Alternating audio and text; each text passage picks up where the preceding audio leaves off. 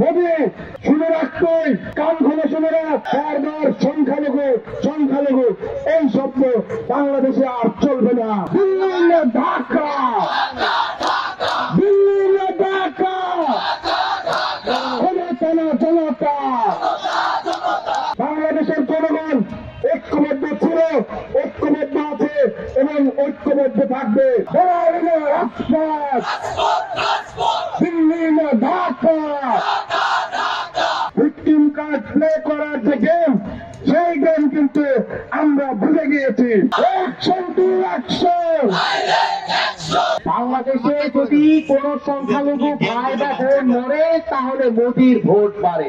এই মোদির ভোট বাড়ানোর যে চক্রান্তের ফাঁদে আমরা যে পা দেইনি, এটা আমাদের একটা প্রাথমিক সফলতা। কেননা এই মোদি চাই যে বাংলাদেশে অস্থিতিশীলতা দেখিয়ে এই তার দেশে অখণ্ড ভারত বাস্তবায়নের যে এজেন্ডা, উগ্র হিন্দুত্ববাদ কায়েমের যে এজেন্ডা, সেটা বাস্তবায়ন করতে আমরা এই চক্রান্ত সফল হতে দেব না। দিল্লি না ঢাকা, দিল্লি না ঢাকা।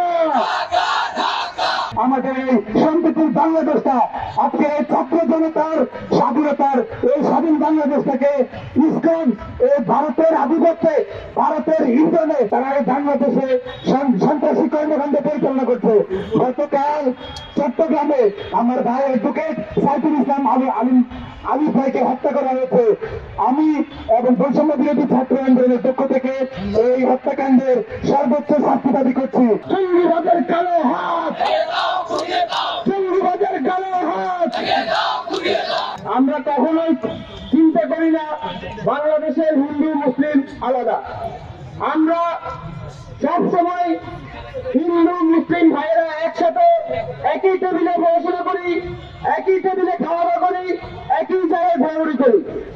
কিন্তু এই জুলাই আগস্ট বিপ্লবের পরবর্তী থেকে একটি উগ্রবাদী মহল, যারা কখনোই বাংলাদেশকে ধারণ করে না, যারা কখনোই বাংলাদেশের মুক্তিযুদ্ধকে ধারণ করে না, তারা সবসময় এই দেশের স্বাধীনতা বিকৃত করার জন্য, একটি সাম্প্রদায়িক দাঙ্গা সৃষ্টি করার জন্য উঠে পড়ে লেগেছে।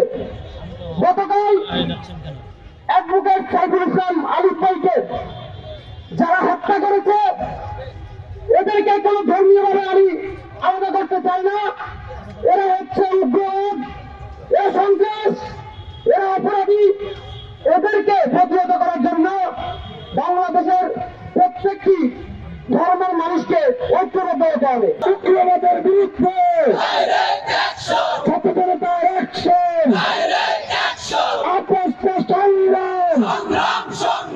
আন্দোলনের প্রধান যে শহীদ আবরার ভাত, সেই আবরার ভাতকে হত্যায় কিন্তু জড়িত ছিল ইসকনের সদস্যরা। কিন্তু ইসকনের দেশের ভারতের পাঁচটা গোলাম আওয়ামী লীগ সরকারের আমলে সে বাংলাদেশের বিচার বিভাগকে বিভ্রান্তি দেখিয়ে কিন্তু বেরিয়ে গিয়েছে। আমরা বলতে চাই, আমাদের যে 24-এর গণ-অভ্যুত্থান, 24-এর গণ-অভ্যুত্থানের অন্যতম একটি মাত্রা ছিল ভারতীয় আগ্রাসন বিরোধী। সংগ্রামী ভাই এবং বন্ধুগণ, এই ভারতীয় আগ্রাসন বিরোধী আন্দোলনের সর্বশেষ শহীদ এখন পর্যন্ত আমাদের সাইফুল ইসলাম ভাই। আপনারা দেখেছেন কালকে কিভাবে তাকে রাস্তায় জবাই করে হত্যা করা হয়েছে। আমি এই সরকারকে বলতে চাই, আপনারা তো বলেছেন আপনাদেরকে সিলেক্ট করেছে ছাত্র জনতা, আপনারা আমাদের কাছে জবাব দিতে দায়বদ্ধ।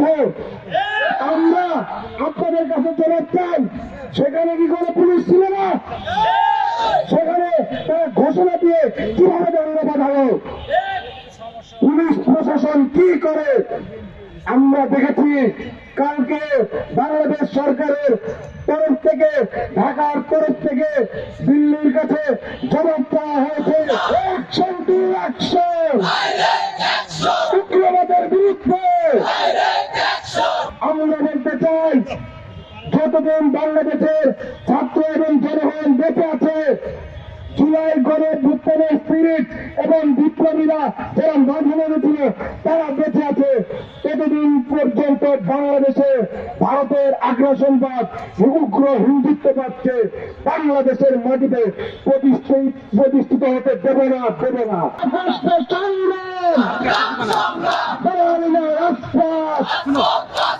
জঙ্গিবাদের কালো হাত, জঙ্গিবাদের কালো হাত।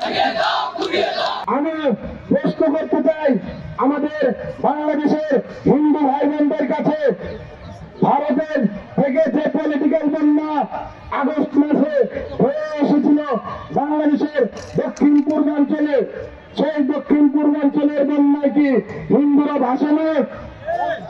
সংগ্রামী ভাই এবং বন্ধুগণ, ভারতের যে আগ্রাসনবাদ, এই আগ্রাসনবাদ থেকে কিন্তু কোন ধর্ম, কোন বর্ণ নিরাপদ নয়। বাংলাদেশ হাজার বছরের বেশি সময় ধরে সকল ধর্ম, সকল বর্ণ শান্তিপূর্ণভাবে বসবাস করে এসেছে। তাই বলতে চাই, ভারতের মোদীকে বলতে চাই, মোদী